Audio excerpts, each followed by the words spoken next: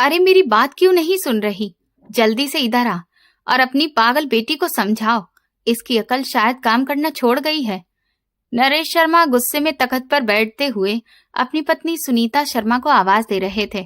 सुनीता जी ने आगे बढ़कर शांत लेकिन दृढ़ आवाज में कहा, समझाने की जरूरत इसे नहीं है हर्षिता के पापा, समझाने की जरूरत तुम्हें है। यह हमारी इकलौती बेटी है। सारी जिंदगी तुम्हारी कमाई और तंगी के बीच इसने अपनी हर ख्वाहिश दबा दी। कभी किसी चीज की जिद नहीं की, कभी कोई गलत मांग नहीं रखी, चुपचाप सब सहती रही। अब इसकी शादी है, इसकी जिंदगी का सबसे बड़ा दिन। आज अगर ये कुछ मांग रही है तो तुम मना नहीं कर सकते। ये तुम्हारा फर्ज है कि इसकी शादी अच्छे से करो। नरेश शर्मा चुप होकर पत्नी की बातें सुनते रहे। सुनीता जी ने आगे कहा, बाप होने का मतलब सिर्फ घर चलाना नहीं होता, बेटी के सपनों को पूरा करना भी होता है। कम से कम इसकी शादी पर तो दिल खोलकर खर्च करो, ताकि इसे ये महसूस हो कि ये इस घर की राजकुमारी है। कमरे में कुछ देर सन्नाटा छा गया।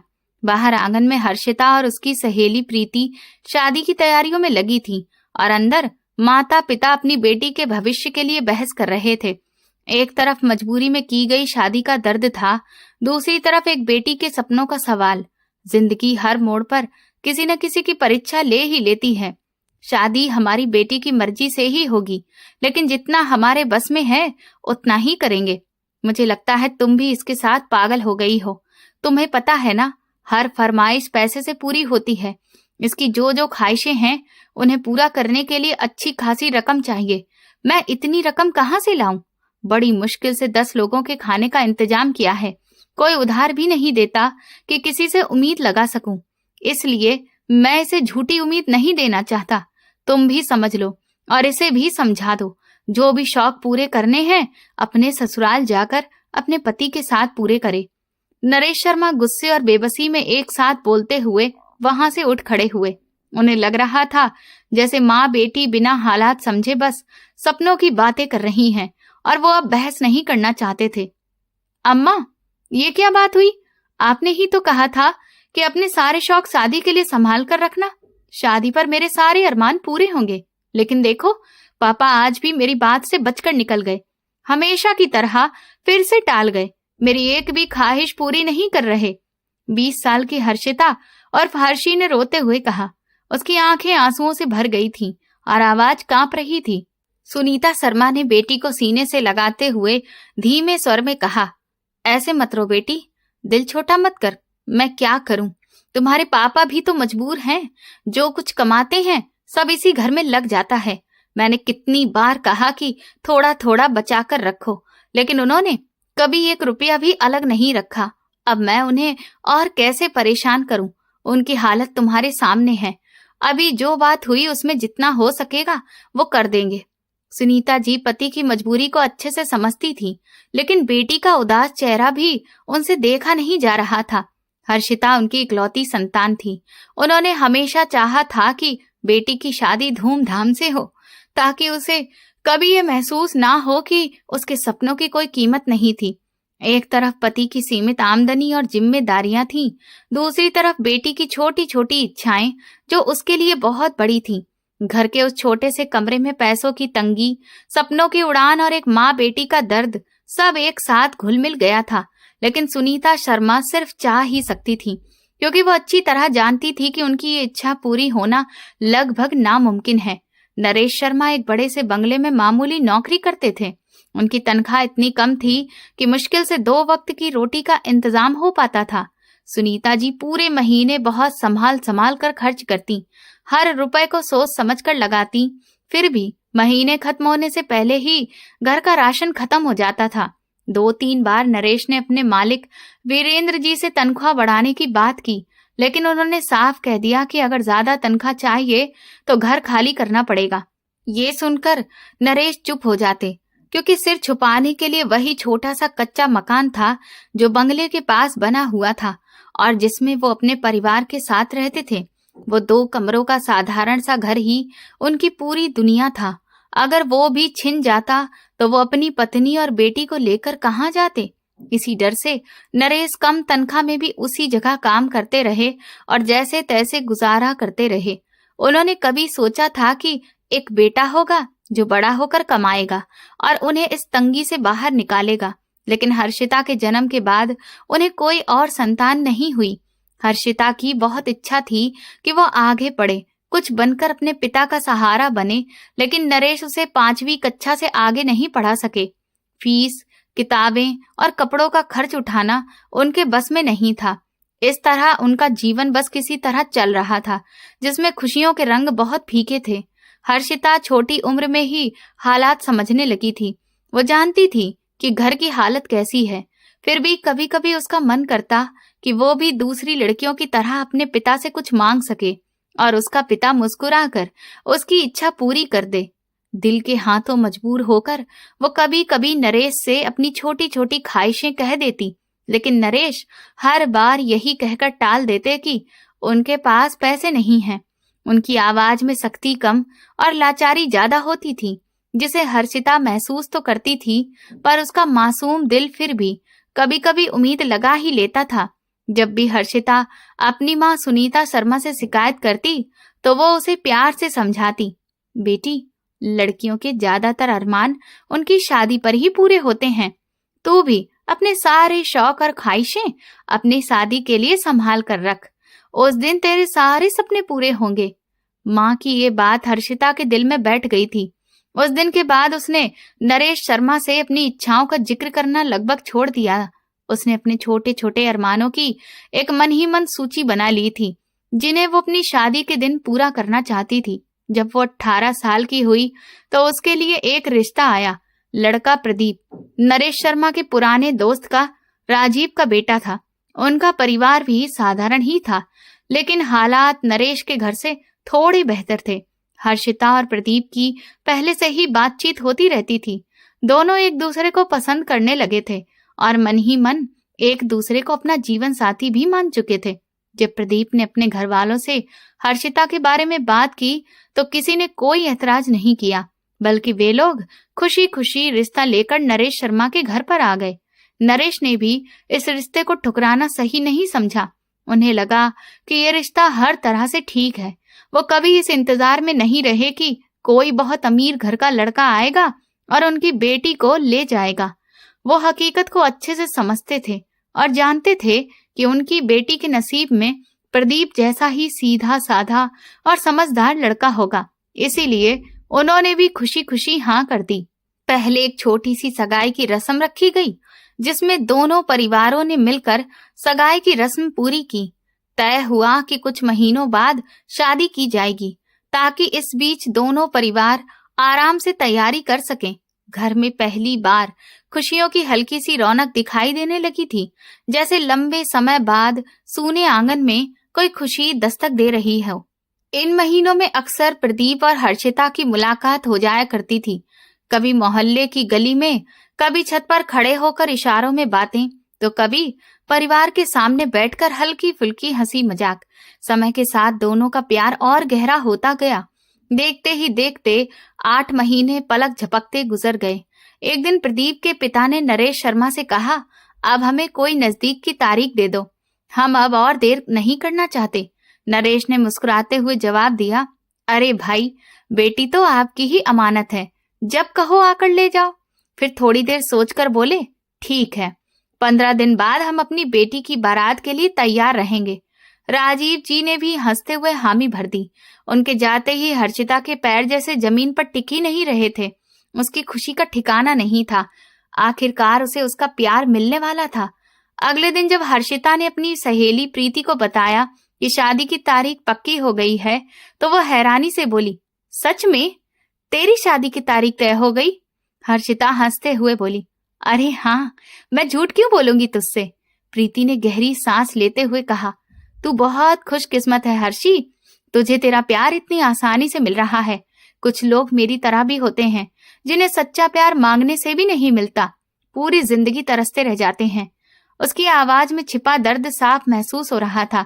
हर्षिता उसकी हालत समझती थी। प्रीति भी किसी से प्यार करती थी, लेकिन समाज और घर वालों ने उसकी राह रोक दी थी। 6 महीने पहले उसकी जबरदस्ती शादी कर दी गई थी और सिर्फ 10 दिन बाद ही वो रिश्ता टूट गया। वो तलाक का बोझ लेकर वापस मायके आ गई थी। लोग तरह तरह की बातें करते, ताने मारते और वो चुपचाप सब सहती रहती। हर्षिता ने उसका हाथ थाम कर कहा, उदास मत हो प्रीति, सब ठीक होगा। ये कहते हुए वो खुद भी मन ही मन अपनी किस्मत के बारे में सोचने लगी। सच में वो भाग्यशाली थी। प्रदीप को पाने के लिए उसे ने न कोई लड़ाई लड़नी पड़ी, न कोई बड़ी मुश्किल आई। सब कुछ जैसे अपने आप सही दिशा में चलता चला गया था और अब उसकी जिंदगी का सबसे खूबसूरत दिन बस कुछ ही कदम दूर था। उसे प्रदीप ऐसा मिल रहा था जैसे वो उसी के लिए बना हो। हर्षिता के चेहरे पर हर वक्त एक अलग ही चमक रहती थी। एक दिन वो अपनी माँ सुनीता शर्मा के पास आकर बोली, अम्मा, मुझे चांदी का एक सेट बनवाना है और एक अच्छा सा परफ्यूम भी लेना है। सुनीता जी ने काम करते करते उसकी तरफ देखा और हल्की सी मुस्कान के साथ बोली, अरे पगली, चांदी के सेट का क्या करेगी? ससुराल वाले तुझे सोने का सेट दे रहे हैं, वो क्या कम है? हर्षिता ने तुरंत जवाब दिया, नहीं अम्मा, मुझे तो कब से चांदी के सेट की इच्छा थी। आपने ही तो कहा था कि शादी पर बनवा लेना। उसने माँ को अपनी पुरानी बात याद दिलाई। सुनीता जी थोड़ा चौंक कर बोली, अरे सुबह ही तो तू अपनी पसंद की चीजें बता चुकी है, अब फिर से नई फरमाइश? अब वो पूरी तरह उसकी तरफ मुड़ी। हर्षिता ने मासूम लेकिन जिद भरे अंदाज में कहा, तो अम्मा, इसमें हैरानी की क्या बात है? आपने ही तो कहा था कि अपनी सारी ख्वाहिशें अभी संभाल कर रखो और शादी पर पूरे करना। अब मैं वही तो कर रही हूँ। अभी तो मैंने सिर्फ 4 चीजें ही बताई हैं, मुझे और भी बहुत कुछ लेना है। सुनीता जी ने गहरी सांस लेते हुए कहा, बेटी, तेरे पापा की हालत तो तू जानती ही है। घर का खर्च मुश्किल से चलता है।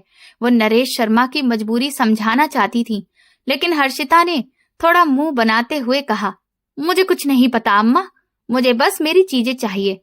उसके स्वर में बचपना भी था और बरसों से दबे अरमानों की बेचैनी भी। सुनीता जी ने हल्की झुंझलाहट में कहा, अच्छा ठीक है, अब मुंह मत बना। शाम को जब तेरे पापा आए तो उनसे खुद कह लेना, मेरा दिमाग मत खा। इतना कहकर वो फिर अपने काम में लग गईं, लेकिन उनके चेहरे पर चिंता साफ दिख रही थी। एक तरफ बेटी की इच्छाएं थीं, दूसरी तरफ घर की तंग हालत, और इन दोनों के बीच वो खुद को असहाय महसूस कर रही थी। शाम को हर्षिता ने अपनी सारी फरमाइशें नरेश शर्मा के सामने भी रख दी, लेकिन नरेश ने साफ शब्दों में कह दिया कि वो ऐसी अतिरिक्त ख्वाहिशें पूरी नहीं कर सकते। उन्होंने समझाते हुए कहा, बेटी, मेरी हालत तो तू जानती है, जितना बन पड़ेगा मैं करूंगा, लेकिन ये सब महंगी चीजें मेरे बस की नहीं है। अगर तेरे मन में ऐसी कोई बड़ी ख्वाहिश है तो उसे अभी दिल से निकाल दे, या फिर अपने ससुराल जाकर अपने पति के साथ पूरी कर लेना। इतना कहकर वो उठकर बाहर चले गए। उनके जाते ही हर्षिता का चेहरा गुस्से और दुख से भर गया। वो पैर पटकती हुई अपने कमरे में चली गई। सुनीता शर्मा बस बेबसी से अपनी बेटी की पीठ देखती रह गई। अगले दिन सुबह सुनीता जी कच्चे आंगन के एक कोने में मिट्टी के चूल्हे के आगे बैठी नाश्ता बना रही थी और साथ ही आवाज लगा रही थी, हर्षी, ओ हर्षी, उठ जा बेटी, आकर नाश्ता कर ले। देख, सुबह हो गई है, मुझे भी काम पर जाना है, चाय ठंडी हो जाएगी। पास ही नरेश शर्मा बैठकर चुपचाप नाश्ता कर रहे थे। उन्होंने कहा, अरे हर्षी की माँ, उसे सोने दे, जब नींद पूरी हो जाएगी तो खुद उठ जाएगी। सुनीता जी ने चाय कप में डालते हुए जवाब दिया, तुम ठीक कहते हो, लेकिन तुम्हें पता है ना कि अगर चाय ठंडी हो जाए तो वो दोबारा गर्म की हुई चाय नहीं पीती, और मुझे काम पर भी तो जाना है, इसीलिए जगा रही हूँ। हर्षिता की सगाई होने के बाद से ही सुनीता जी पास के एक घर में काम करने जाने लगी थी, जहाँ से उन्हें महीने के 8,000 रुपए मिलते थे। वो ये पैसे धीरे धीरे जोड़ रही थी ताकि बेटी को विदा करते समय खाली हाथ ना भेजना पड़े। उन्होंने और नरेश ने जल्दी जल्दी नाश्ता किया। नरेश अपनी ड्यूटी पर चले गए और सुनीता जी हर्षिता को उठाने कमरे में आईं, लेकिन वो करवट बदलकर फिर से सो गईं। आखिर सुनीता जी ने कहा, ठीक है हर्षी, मैं काम पर जा रही हूँ, तेरे से रहाने 50 रुपए रख रही हूँ, जब उठे तो दूध ले आना और खुद ही चाय बनाकर नाश्ता कर लेना। उन्होंने 50 का नोट उसके तकिए के नीचे रखा, अपनी शॉल ओढ़ी और काम पर निकल गईं। शाम को जब वो लौटी तो घर वैसा ही पड़ा था जैसा सुबह छोड़कर गई थी, जैसे पूरे दिन उस छोटे से घर में किसी ने कोई हलचल ही ना की हो। घर में एक चीज भी अपनी जगह से हिली नहीं थी। सुनीता शर्मा को हैरानी हुई। क्या हर्षिता अभी तक उठी ही नहीं? उनके मन में घबराहट सी हुई और वो जल्दी से उसके कमरे में गईं। देखा तो वो अभी भी वैसे ही सिर से मुंह ढके लेटी हुई थी। हर्षी, ओ हर्षी, तू अभी तक उठी नहीं? तेरी तबीयत तो ठीक है ना? सुनीता जी उसके पास बैठ गईं और उसके माथे पर हाथ रखकर देखा। बुखार तो नहीं था, शरीर बिल्कुल सामान्य था। हर्षी, मैं तुझसे पूछ रही हूँ, क्यों नहीं उठी अभी तक? उन्होंने फिर प्यार से पूछा। हर्षिता ने करवट बदलते हुए धीमे लेकिन गुस्से भरे स्वर में कहा, मुझे नहीं उठना। सुनीता जी चौंक गईं। अरे, ये क्या बात हुई? क्यों नहीं उठना? चल उठ, कुछ खा ले। कल रात से ऐसे ही पड़ी है, मैं खाना बनाती हूँ, तब तक नहा धोकर बाहर आ जा। ये कहकर वो रसोई में चली गई और जल्दी जल्दी खाना बनाने लगी। जब खाना तैयार हो गया तो वो फिर कमरे में आई, लेकिन हर्षिता अभी भी उसी तरह बैठी थी। हर्षी, इस बार उनकी आवाज में थोड़ी सख्ती थी। क्या है अम्मा, तुम्हें चैन नहीं है क्या? बार बार आकर क्यों परेशान कर रही हो? हर्षिता ने झुंझलाकर जवाब दिया। सुनीता जी को अब समझ आ गया कि वो नाराज है। उन्होंने कहा, लड़की, कहीं भूखे पेट तेरा दिमाग तो खराब नहीं हो गया? ये क्या नाटक है? किस बात की भूख हड़ताल है? जरा मुझे भी तो बता। हर्षिता झट से उठकर बैठ गई। उसकी आवाज ऊंची हो गई। कौन सी खुशी अम्मा? मुझे इस घर में आज तक कौन सी खुशी मिली है? बताओ, किस बात की खुशी मनाऊं? उसकी आंखें भर आई थीं। सुनीता जी सब समझ गईं। वो उसके पास बैठ गई और धीरे से उसका हाथ पकड़ लिया। हर्षी, मेरी बच्ची तो समझदार है, क्यों ऐसी जिद कर रही है? तू जानती है ना, तेरे पापा की जेब कितनी छोटी है। हम दोनों तेरे लिए ही तो मेहनत कर रहे हैं। तू ऐसे हमें और परेशान मत कर। चल उठ, थोड़ा सा खाना खा ले। उन्होंने बहुत प्यार से उसे मनाने की कोशिश की, लेकिन हर्षिता ने सिर हिलाते हुए कहा, नहीं खाना मुझे कुछ भी, और दोबारा खाने के लिए मत कहना। पापा से भी साफ कह देना कि मुझे कोई शादी नहीं करनी। ये कहकर वो फिर मुंह फेर कर बैठ गई। कमरे में एक भारी सन्नाटा छा गया। सुनीता शर्मा की आंखों में चिंता और बेबसी साफ झलक रही थी। एक तरफ बेटी की जिद थी, दूसरी तरफ घर की तंग हालत, और इन दोनों के बीच वो खुद को बिल्कुल लाचार महसूस कर रही थी। हर्षी ने ये कहा और फिर उठकर वॉशरूम चली गई। सुनीता शर्मा अब बहुत परेशान हो चुकी थी। वो कमरे से बाहर आई और दरवाजे के पास खड़ी होकर नरेश शर्मा का इंतजार करने लगी। जैसे ही नरेश शर्मा घर में दाखिल हुए, सुनीता उनकी तरफ भाग कर गई। क्या हुआ हर्षी की माँ, सब ठीक तो है? नरेश ने उनके उड़े हुए चेहरे को देखकर घबराकर पूछा। सुनीता बोली, गजब हो गया है हर्षी के पापा, उसने शादी से साफ मना कर दिया है और कल रात से कुछ खाया भी नहीं है। नरेश एकदम तमतमा गए। ये क्या बात हुई? मैंने तो तुमसे कहा था पहले उसकी राय ठीक से पूछ लो, अब ऐन वक्त पर कैसे मना कर सकती है? सुनीता ने सिर झुकाकर कहा, मैंने उससे पूछा था, उसकी मर्जी भी थी, पर ना जाने कल से क्या जिद पकड़ ली है। कह रही है कि जब तक उसकी सारी इच्छाएं पूरी नहीं होंगी वो ना खाना खाएगी और ना शादी करेगी। नरेश ने झुंझलाकर कहा, ये कैसी बचकानी हरकत है? उसे पता भी है हम कैसे घर चलाते हैं, इतनी बड़ी जिद कैसे कर सकती है? सुनीता बोली, मैंने बहुत समझाया पर वो मेरी एक नहीं सुन रही, आप ही जाकर उससे बात कर लीजिए। सुनीता के कहने पर नरेश खुद हर्षी के कमरे में गए, लेकिन उसका वही एक जवाब था कि जब तक उसकी सारी फरमाइशें पूरी नहीं होंगी वो ना तो खाना खाएगी और ना शादी करेगी। नरेश और सुनीता दोनों सिर पकड़कर बैठ गए। हर्षी ने जो लिस्ट उनके सामने रखी थी वो कम से कम 1 से 1.5 लाख रुपए के बीच की थी। इतनी बड़ी रकम जुटाना उनके बस की बात नहीं थी। उधर शादी की खबर पूरे मोहल्ले में फैल चुकी थी, इधर बेटी की जिद ने नरेश की रातों की नींद उड़ा दी थी। दोनों पति पत्नी उस रात बिना खाना खाए ही लेट गए। नरेश सारी रात करवटें बदलते रहे। सुबह होते होते वो किसी न किसी नतीजे पर पहुंच चुके थे। सुनीता जल्दी जल्दी नाश्ता बना रही थी। नरेश ने कहा, मैं अपनी बेटी को लेकर आता हूँ, फिर हम तीनों साथ बैठकर नाश्ता करेंगे, और वो हर्षी के कमरे की ओर बढ़ गए। हर्षी जाग रही थी, पर पिता को आते देख उसने आंखों पर हाथ रख लिया जैसे सो रही हो। नरेश उसके पास बैठकर और प्यार से बोले, हर्षी उठ जा बेटा, जिद छोड़ दे, तू जैसा कहेगी वैसा ही होगा। मैं तेरी सारी इच्छाएं पूरी करूंगा, पहले चलकर नाश्ता कर ले। हर्षी एकदम उठ बैठी और बोली, पापा आप सच कह रहे हैं ना? कहीं मुझे बहला तो नहीं रहे? नरेश ने उसके सिर पर हाथ फेरते हुए कहा, हाँ बेटा, मैं सच कह रहा हूँ, सब कुछ तेरी मर्जी से ही होगा। बस उठकर आजा, नाश्ता करते हैं, मुझे बहुत भूख लगी है। नरेश शर्मा ने उसे देखते हुए कहा। हर्षी बोली, अच्छा पापा, आप जाइए, मैं अभी हाथ मुंह धोकर आती हूँ। और वो उठकर वॉशरूम चली गई। थोड़ी देर बाद वो अपनी माँ सुनीता शर्मा और पापा के साथ बैठकर नाश्ता कर रही थी। उसके चेहरे पर साफ खुशी झलक रही थी कि उसकी सारी इच्छाएं अब पूरी होने वाली हैं। लेकिन दूसरी तरफ नरेश और सुनीता के चेहरों पर गहरी चिंता थी। दोनों मन ही मन यही सोच रहे थे कि इतनी बड़ी रकम का इंतजाम कैसे होगा।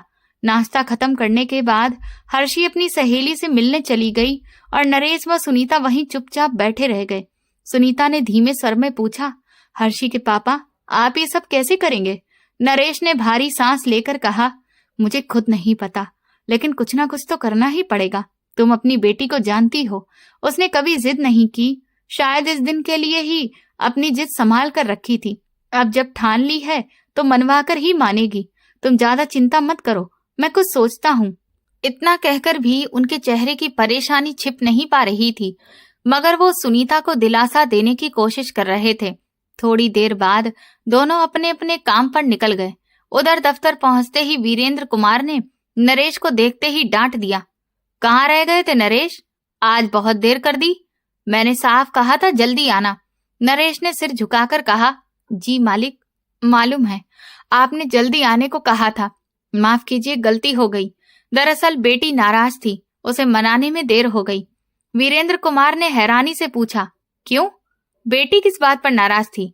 उसकी तो शादी होने वाली है ना, फिर क्या परेशानी है? नरेश ने झिझकते हुए कहा, मालिक, उसकी कुछ इच्छाएं हैं, वो चाहती है शादी से पहले सब पूरा हो, लेकिन आप तो जानते हैं आजकल की महंगाई में मेरे बस की बात नहीं है। मैं इसी सिलसिले में आपसे विनती करने आया हूँ, अगर आप कुछ पैसे उधार दे दें तो हर महीने मेरी तनख्वाह से काट लीजिएगा। नरेश की बात सुनते ही वीरेंद्र कुमार का चेहरा सख्त हो गया। बोले, नरेश, तुम्हें क्या लगता है मेरे घर में पैसों का पेड़ लगा है? जब चाहो तोड़कर दे दूं, या फिर यहाँ कोई खजाना दबा है? तुम्हारे अलावा भी इस घर में 20 कर्मचारी काम करते हैं, सबकी तनख्वाह मेरी जेब से जाती है। अगर हर दूसरे दिन कोई इसी तरह उधार मांगने आ जाए तो मुझे खुद किसी की यहाँ नौकरी करनी पड़ेगी। वीरेंद्र कुमार ने ये बात बड़े अजीब अंदाज में कही थी। उनके लहजे में नापसंदगी के साथ साथ साफ हिकारत भी झलक रही थी। नरेश शर्मा को बहुत शर्म महसूस हुई। उन्होंने धीमी आवाज में कहा, मालिक, मैं पहली बार आपसे कुछ मांग रहा हूँ, वो भी अपनी बेटी के लिए। लेकिन बात पूरी करने से पहले ही उनकी आवाज रुक गई। वीरेंद्र कुमार ने सख्ती से कहा, तुम्हारी बेटी तुम्हारा मामला है नरेश, मेरा नहीं। अभी जाओ और अपना काम करो। इतना कहकर वो वहां से चले गए। पीछे खड़े नरेश ने अपनी आंखों में आई नमी को चुपचाप पोंछा और अंदर की तरफ बढ़ गए। वो यहाँ अपने मालिक के बेटे रोहन की देखभाल के लिए रखे गए थे। वीरेंद्र कुमार का बेटा रोहन एक हादसे के बाद अपनी दोनों आंखों की रोशनी खो चुका था। उसी हादसे में वीरेंद्र कुमार की पत्नी और रोहन की मां की भी मौत हो गई थी। उसके बाद वीरेंद्र कुमार ने दूसरी शादी कर ली थी। उन्होंने रोहन का इलाज करवाने की बहुत कोशिश की, बड़े बड़े डॉक्टरों को दिखाया, लेकिन उसकी आंखों की रोशनी वापस नहीं आ सकी। वो हमेशा के लिए देख पाने की ताकत खो चुका था। अब कोई इलाज उसकी नजर वापस नहीं ला सकता था। तभी से नरेश उसकी आंखों की रोशनी बनकर हर वक्त उसके साथ रहता था। वो सुबह रोहन के उठने से पहले पहुंच जाता और रात को उसे सुलाने के बाद ही घर लौटता था। उसका पूरा दिन रोहन की देखभाल में ही गुजरता था। वो हर छोटा बड़ा काम खुद करता, उसे सहारा देकर चलाता, खाना खिलाता, किताबें पढ़कर सुनाता और हर पल उसके साथ साया बनकर रहता था। मगर उसके बदले में नरेश शर्मा को बहुत ही थोड़ी तनख्वाह मिलती थी। अगर उसके काम के हिसाब से देखा जाए तो उसे कहीं ज्यादा पैसे मिलने चाहिए थे। लेकिन वीरेंद्र कुमार असल में बहुत ही कंजूस और चालाक आदमी था। दूसरों की मजबूरी का फायदा कैसे उठाना है ये कोई उससे सीखे। वो बस कुछ पैसे बचाने के लिए कर्मचारियों के हक तक मार जाता था। किसी को अपने हक की बात करने की भी हिम्मत नहीं होती थी। अगर कोई हिम्मत करके कुछ कह देता तो वीरेंद्र कुमार अपने पुराने एहसानों की लंबी लिस्ट गिना देते जो उन्होंने जाने कब किए होते। बेचारे कर्मचारी शर्मिंदा होकर चुप हो जाते। वो साफ कह देते कि वो इतना ही दे सकते हैं, अगर काम करना है तो करो, वरना छोड़कर चले जाओ। आज के समय में नौकरी मिलना आसान नहीं था, इसलिए सब खामोश रह जाते थे। रोहन की माँ बहुत अच्छी महिला थी। वो अक्सर वीरेंद्र कुमार से छिपकर कर्मचारियों की मदद कर दिया करती थी, लेकिन उनके गुजर जाने के बाद घर की रौनक जैसे खत्म हो गई थी। नई मालकिन भी वीरेंद्र कुमार जैसी ही निकली, बल्कि उनसे भी ज्यादा लालची और कंजूस। नरेश चुपचाप रोहन के कमरे में आ गए। वो अभी सो रहा था। नरेश को उसकी यही आदत अच्छी लगती थी कि जब तक कोई उठाए नहीं, वो खुद नहीं उठता था। नरेश पास जाकर बोले, छोटे मालिक उठिए, सुबह हो गई है। उन्होंने उसे प्यार से जगाया और फिर उसे बाथरूम तक भेजकर खुद उसका नाश्ता लेने चले गए। रोहन अंदाजे से अपने कमरे से बाथरूम तक चला जाता था और वापस भी आ जाता था। उसे इस काम में किसी की खास मदद की जरूरत नहीं पड़ती थी। वो अपने कई काम खुद कर लेता था। फिर भी वीरेंद्र कुमार हर समय नरेश को उसके पीछे लगाए रहते थे। कभी कभी रोहन खुद नरेश से कहता, चाचा आप घर जाया करें, आपने मुझे बिल्कुल ही अपने ऊपर निर्भर बना दिया है। लेकिन नरेश उसके नहीं, बल्कि उसके पिता वीरेंद्र कुमार के आदेश मानते थे। वो वही करते थे जो मालिक कहते। नरेश जब नाश्ता लेकर लौटे तो रोहन अभी तक बाथरूम से बाहर नहीं आया था। उन्हें घबराहट हुई। उन्होंने दरवाजे के पास जाकर आवाज दी, छोटे मालिक आप ठीक हैं? मेरी आवाज सुन पा रहे हैं ना? थोड़ी देर बाद रोहन बाहर आया। नरेश ने चिंता से पूछा, क्या हुआ छोटे मालिक, आप ठीक तो हैं? रोहन ने धीमी आवाज में कहा, लगता है मेरी तबीयत ठीक नहीं है, आप पापा से कहिए मुझे अस्पताल ले चलें। नरेश बोले, अच्छा छोटे मालिक, पहले आप आकर नाश्ता कर लीजिए, मैं अभी बड़े मालिक को बुलाकर लाता हूँ। नरेश शर्मा ने रोहन के सामने नाश्ता रख दिया और फिर वीरेंद्र कुमार के पास आ गए। वीरेंद्र कुमार फोन पर बात कर रहे थे। उन्होंने नरेश को सामने खड़ा देखा तो बोले, हाँ बोलो नरेश, क्या हुआ? नरेश ने हाथ जोड़कर कहा, मालिक, छोटे मालिक कह रहे हैं कि उनकी तबीयत ठीक नहीं है, उन्हें अस्पताल जाना है, उन्होंने आपको बुलाने को कहा है। ये सुनते ही वीरेंद्र कुमार घबराकर उनकी तरफ मुड़े। क्या हुआ मेरे बेटे को? नरेश बोला, मालिक ठीक से तो नहीं पता, बस इतना कहा कि तबीयत ठीक नहीं लग रही, आप उन्हें डॉक्टर के पास ले चलें। वीरेंद्र कुमार गुस्से में बोले, तुम्हें किस बात की तनख्वाह मिलती है, जब तुम्हें यही नहीं मालूम कि उसे क्या हुआ है?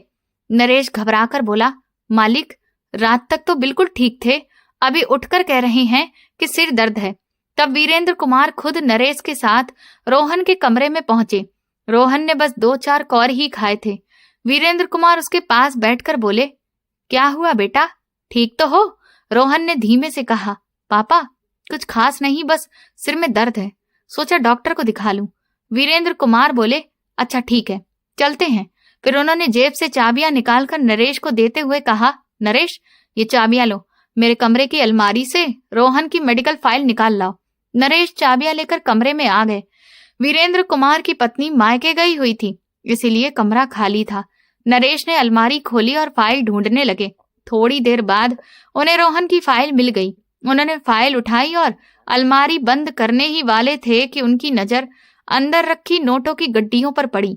ऐसा नहीं था कि उन्होंने पहली बार इतने पैसे देखे हों, पहले भी कई बार इस अलमारी तक आ चुके थे, लेकिन आज उन पैसों को देखकर उनके मन में अजीब ख्याल आने लगे। उन्होंने सोचा, इतने सारे पैसे हैं, इनमें से अगर 1-2 लाख निकाल भी लूं तो किसे पता चलेगा? हर्षी की सारी इच्छाएं पूरी हो जाएंगी, मेरी सारी परेशानियां खत्म हो जाएंगी।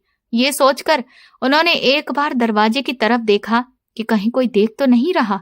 उनका दिल उन्हें रोक रहा था, लेकिन दिमाग बार बार उकसा रहा था। आखिर उन्होंने कांपते हाथों से एक पतली गड्डी उठाई और जेब में डालने लगे। तभी अचानक वीरेंद्र कुमार कमरे में दाखिल हो गए। घबराहट के मारे नरेश शर्मा के हाथ से नोटों की गड्डी छूटकर नीचे गिर गई। वीरेंद्र कुमार का चेहरा गुस्से से लाल हो गया। वो चिल्लाए, हरामखोर, नमक हराम, तुम्हें जरा भी शर्म नहीं आई? जिस घर की रोटी खाई उसी में छेद कर दिया। मुझे तुम पर कितना भरोसा था और तुमने उसका यही बदला दिया। मैं तुम्हें छोड़ूंगा नहीं। इतना कहकर उन्होंने आगे बढ़कर नरेश के गाल पर जोरदार थप्पड़ मार दिया। नरेश लड़खड़ा गए और तुरंत उनके पैरों में गिर पड़े। रोते हुए बोले, मालिक मुझे माफ कर दीजिए, मुझसे बहुत बड़ी गलती हो गई। मैंने जानबूझकर नहीं किया। बेटी की शादी है, बहुत मजबूर हो गया था। मुझ पर रहम कर दीजिए, पुलिस को मत बुलाइए। वीरेंद्र कुमार ने सख्त आवाज में कहा। माफी? माफी इतनी आसानी से नहीं मिलती नरेश।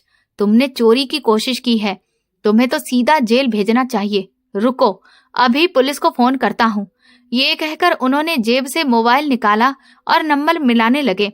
नरेश हाथ जोड़कर गिड़गिड़ाने लगे, प्लीज मालिक, ऐसा मत कीजिए, मैं बहुत मजबूर हूँ। हर्षी की इच्छाओं ने मुझे अंधा कर दिया। मुझे जो सजा देनी हो दे दीजिए, मार लीजिए, लेकिन पुलिस के हवाले मत कीजिए, मैं बर्बाद हो जाऊंगा। नरेश की हालत बहुत दयनीय हो चुकी थी। वीरेंद्र कुमार ने ठंडे स्वर में कहा, अभी यहाँ से हट जाओ। पहले मैं रोहन को डॉक्टर के पास ले जाऊंगा, उसके बाद तुम्हारा फैसला करूंगा। इतना कहकर वो रोहन को लेकर अस्पताल चले गए। नरेश वहीं खड़े रह गए। उन्हें अपने किए पर गहरा पछतावा हो रहा था। एक पल की कमजोरी ने उनकी सालों की ईमानदारी और सेवा पर पानी फेर दिया था। वो सोच समझकर परेशान हो रहे थे कि अब मालिक क्या फैसला करेंगे। जब तक वीरेंद्र कुमार वापस नहीं आए, वो बेचैनी में इधर उधर टहलते रहे। एक पल भी चैन से नहीं बैठे। जैसे ही रोहन को उसके कमरे में पहुंचाकर वीरेंद्र कुमार बाहर आए, नरेश फिर से उनके सामने हाथ जोड़कर खड़े हो गए। रोते हुए बोले, मालिक मुझे माफ कर दीजिए, मुझसे बहुत बड़ी भूल हो गई। वीरेंद्र कुमार ने कड़े लहजे में कहा, नरेश, जो तुमने किया है वो माफी के लायक नहीं है। तुम्हें सीधा पुलिस के हवाले कर देना चाहिए, और मैं यही करूंगा, ताकि आगे से कभी ऐसी हरकत करने की हिम्मत ना हो। वो बिल्कुल भी नरमी दिखाने के मूड में नहीं थे। नरेश फिर गिड़गिड़ाए, मालिक, मुझे पुलिस के हवाले मत कीजिए, मेरा घर उजड़ जाएगा। नरेश शर्मा ने बेहद गंभीर आवाज में कहा, मैं आपको यकीन दिलाता हूँ मालिक, दोबारा कभी ऐसा सोचूंगा भी नहीं। वीरेंद्र कुमार काफी देर तक उसे गहरी नजरों से देखते रहे, फिर अचानक बोले, तुम्हारी बेटी की उम्र कितनी है? नरेश चौंक गए। जी मालिक। उन्हें समझ नहीं आया कि इस वक्त बेटी की बात क्यों हो रही है। वीरेंद्र कुमार ने दोबारा पूछा, मैंने पूछा तुम्हारी बेटी कितने साल की है?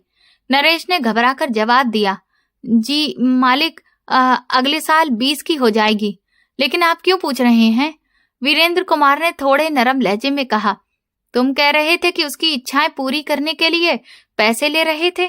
ऐसी क्या मांग है उसकी जो तुम्हें चोरी तक करनी पड़ी? अब नरेश के पास छिपाने को कुछ नहीं था।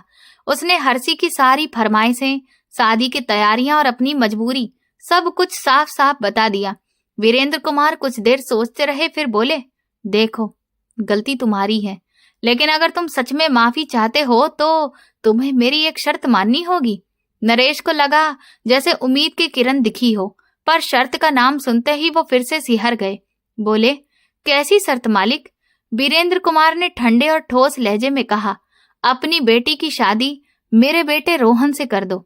ये सुनते ही नरेश के पैरों तले से जमीन खिसक गई। उन्होंने हकलाते हुए कहा, मालिक, आप ये क्या कह रहे हैं? ये कैसे हो सकता है? वीरेंद्र कुमार बोले, क्यों नहीं हो सकता? मैं मानता हूँ मेरा बेटा देख नहीं सकता, लेकिन वो इतना काबिल है कि तुम्हारी बेटी की हर इच्छा पूरी कर सकता है। नरेश ने हिम्मत जुटाकर कहा, मालिक, हमारा और आपका कोई मेल नहीं है। आप कहाँ, हम कहाँ? वीरेंद्र कुमार ने सख्ती से कहा, मैंने तुमसे बराबरी की बात नहीं की। अगर जेल से बचना चाहते हो तो यही एक रास्ता है, अपनी बेटी की शादी मेरे बेटे से करा दो, वरना पुलिस से तुम्हें कोई नहीं बचा पाएगा। नरेश टूटे कदमों से घर लौटे। घर पहुंचते ही उन्होंने सारी बात सुनीता शर्मा को बता दी। ये सुनकर सुनीता के होश उड़ गए। उन्होंने घबराकर कहा, आपको ऐसा कदम नहीं उठाना चाहिए था। नरेश ने सिर पकड़ लिया, मैं ऐसा करना नहीं चाहता था, बस जैसे ही पैसे देखे हर्षी की इच्छाएं आंखों के सामने आ गईं। सोचा थोड़ा ले लूं और उसकी खुशी पूरी कर दूं।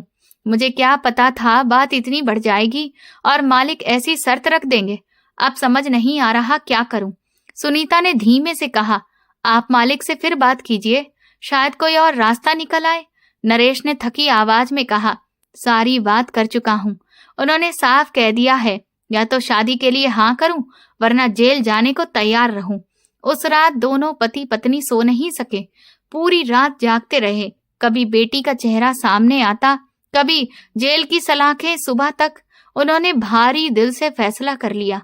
रोहन भले ही देख नहीं सकता था, लेकिन उसके पास इतनी दौलत थी कि हर्षी ही नहीं, उसकी आने वाली कई पीढ़ियां आराम से जिंदगी गुजार सकती थी। नरेश शर्मा ने वीरेंद्र कुमार को अपने फैसले की खबर दे दी कि वो हर्षिता की शादी रोहन से करने को तैयार हैं। जब हर्षी को ये बात पता चली तो उसने घर में हंगामा खड़ा कर दिया। वो रोते हुए बोली, अम्मा आप ऐसा कैसे होने दे सकती हैं? पापा को कैसे मान गए? मैं प्रदीप के अलावा किसी से शादी नहीं करूंगी। सुनीता शर्मा ने सख्त लहजे में कहा, ये सब तेरी ही वजह से हुआ है हर्षी, तेरी जिद की वजह से। तेरे पापा ने चोरी करने की कोशिश की और पकड़े गए। अब उन्हें जेल से बचाने का एक ही रास्ता है कि तू रोहन से शादी कर ले, इसके अलावा कोई चारा नहीं है। हर्षी ने बहुत रिक्वेस्ट की, रोई चिल्लाई, लेकिन उसकी एक न चली और आखिरकार उसकी शादी रोहन से कर दी गई। विदाई के बाद हर्षी वीरेंद्र कुमार की बड़ी हवेली में आ गई। एक नौकरानी उसे रोहन के कमरे तक छोड़ गई। हर्षी ने घूंघट हटाकर कमरे को देखा तो हैरान रह गई। कमरा बहुत आलीशान था, हर चीज महंगी और चमकदार। एक पल के लिए वो उसी ऐशो आराम में खो गई। तभी दरवाजे पर आहट हुई तो वो संभल कर बैठ गई। फिर उसे याद आया कि उसका पति तो देख ही नहीं सकता, फिर ये दिखावा किस लिए? वो वैसे ही बैठी रही। रोहन अंदाजे से चलता हुआ अंदर आया और बिस्तर पर बैठ गया। उसने हाथ बढ़ाकर हर्षी की तरफ बढ़ना चाहा, लेकिन उससे पहले ही हर्षी उठ खड़ी हुई और बोली, देखिए मेरे पास मत आइए, मैंने ये शादी मजबूरी में की है। मैं किसी और से प्यार करती थी, इसलिए मुझसे दूर ही रहिए। उसकी बात सुनकर रोहन ने बढ़ा हुआ हाथ वापस खींच लिया। फिर वो बिस्तर से उठा और उसकी तरफ बढ़ा। हर्षी चौंक गई। उसे हैरानी हुई कि वो बिना देखे भी उसकी दिशा में कैसे आ रहा है। उसे एक पल को ऐसा लगा जैसे वो सच में उसे देख रहा हो, लेकिन रोहन उसके पास से गुजरकर पीछे बने ड्रेसिंग रूम में चला गया। हर्षी ने राहत की सांस ली और अपनी ज्वेलरी उतारने लगी। थोड़ी देर बाद रोहन बदले हुए कपड़ों में वापस आया। वो उसके पास नहीं आया और अपनी तरफ लेटकर सो गया। हर्षी ने भी कपड़े बदले और बिस्तर के दूसरी ओर लेट गई। करवटें बदलते बदलते कब उसे नींद आ गई पता ही नहीं चला। दिन धीरे धीरे गुजरने लगे। हर्षी भी समय के साथ बदलने लगी। वो प्रदीप को भूलकर रोहन का ख्याल रखने लगी, क्योंकि प्रदीप से उसे गहरी मोहब्बत नहीं थी, बल्कि सिर्फ आकर्षण था। उम्र का तकाजा था। रोहन के जरिए उसकी सारी इच्छाएं पूरी हो रही थी। महंगे कपड़े, ब्रांडेड जूते, भारी गहने, महंगे परफ्यूम और सबसे नया मोबाइल फोन, उसके सारे शौक रोहन के कार्ड से पूरे हो रहे थे। वीरेंद्र कुमार उसकी हर हरकत पर नजर रखे हुए थे, लेकिन जब वो रोहन का ध्यान रखती और उसके साथ अच्छे से पेश आती तो उन्हें तसल्ली हो जाती कि उन्होंने गलत फैसला नहीं किया। एक दिन हर्षी कमरे में बैठी अपना नया मेकअप और स्किन केयर प्रोडक्ट आजमा रही थी कि तभी रोहन अंदर आया और बोला, हर्षी क्या तुम मेरी थोड़ी मदद कर सकती हो? हर्षी ने बिना उसकी तरफ देखे कहा, कैसी मदद?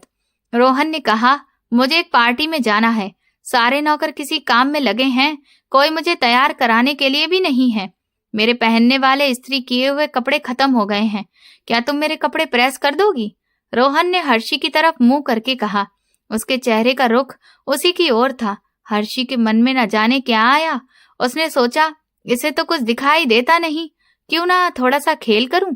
उसने तुरंत कहा, अरे रोहन, किसने कहा उसके प्रेस किए कपड़े खत्म हो गए? मैंने तो कल ही आपके 3-4 जोड़ी कपड़े प्रेस करके रख दिए थे। आप रुकिए, अभी देती हूँ।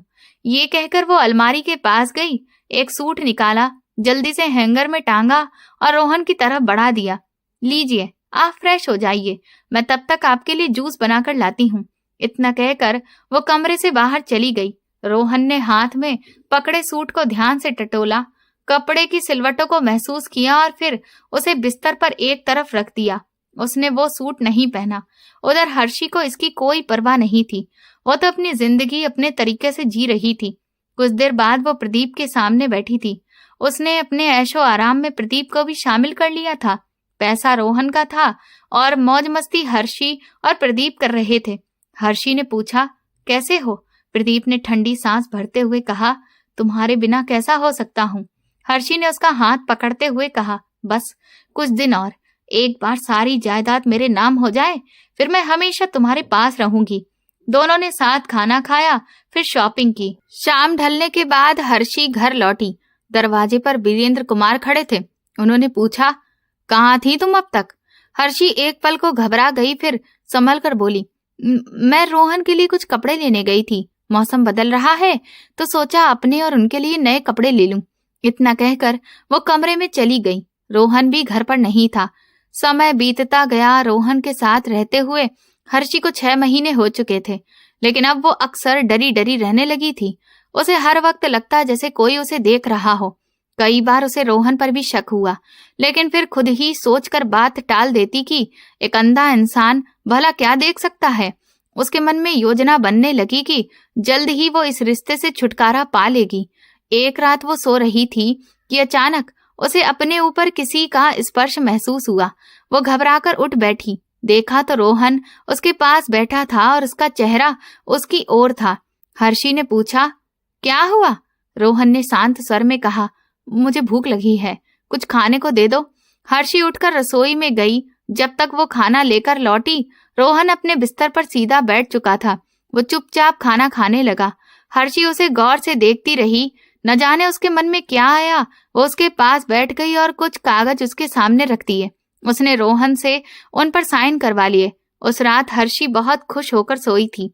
उसे लग रहा था कि अब सब कुछ उसके हाथ में है। सुबह उठते ही उसने घर में सबको बुला लिया। उसके चेहरे पर अजीब सा घमंड था। उसने साफ शब्दों में कहा, अब ये घर और सारी जायदाद मेरी है। आप लोगों का इस पर कोई हक नहीं है। अच्छा होगा कि आप लोग अपने रहने का कहीं और इंतजाम कर लें। उसकी बात सुनते ही घर में सन्नाटा छा गया। नरेश शर्मा के पैरों तले जैसे जमीन खिसक गई। उन्होंने गुस्से और हैरानी से पूछा, ये क्या बोल रही हो हर्षी? तुम्हें जरा भी शर्म नहीं आई? तुम ऐसा कैसे कर सकती हो? हर्षी जरा भी नहीं झिझकी, बोली, पापा, मैंने ये सब हमारी खुशियों के लिए किया है। अब हम अमीर हो गए हैं, हमें किसी के आगे हाथ फैलाने की जरूरत नहीं पड़ेगी। उसकी बात पूरी भी नहीं हुई थी कि नरेश शर्मा का हाथ उठा और एक जोरदार थप्पड़ उसके गाल पर पड़ा। हर्षी लड़खड़ाकर नीचे गिर पड़ी। नरेश शर्मा गुस्से में वीरेंद्र कुमार की तरफ मुड़े और बोले, वीरेंद्र जी, यह आपकी गुनहगार है। आप इसे जो सजा देना चाहें मुझे मंजूर है। वीरेंद्र कुमार ने गंभीर आवाज में कहा, नरेश जी, आप माफी मत मांगिए, इसने तो अपनी असलियत दिखा दी है। तभी रोहन आगे बढ़ा और शांत स्वर में बोला, पापा जी, आप चिंता मत कीजिए, इसने जो कहा है वैसा कुछ भी नहीं है। हाँ, इसने कोशिश जरूर की थी, लेकिन इसकी चाल पूरी तरह नाकाम रही। ये रहे असली प्रॉपर्टी के कागज जिन पर ये मेरे साइन करवाना चाहती थी। उसने कागज वीरेंद्र कुमार की तरफ बढ़ा दिए। हर्षी घबरा गई। उसने तुरंत अपने पर्स से कागज निकाले और बोली, नहीं, ऐसा नहीं हो सकता, असली कागज तो मेरे पास है। लेकिन जैसे ही उसने कागज खोले, उसके चेहरे का रंग उड़ गया।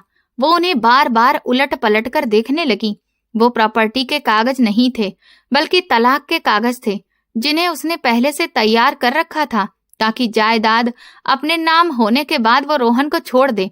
वो चीखने लगी, नहीं, ये कैसे हो सकता है? ये धोखा है। तभी रोहन ने सच्चाई बताई।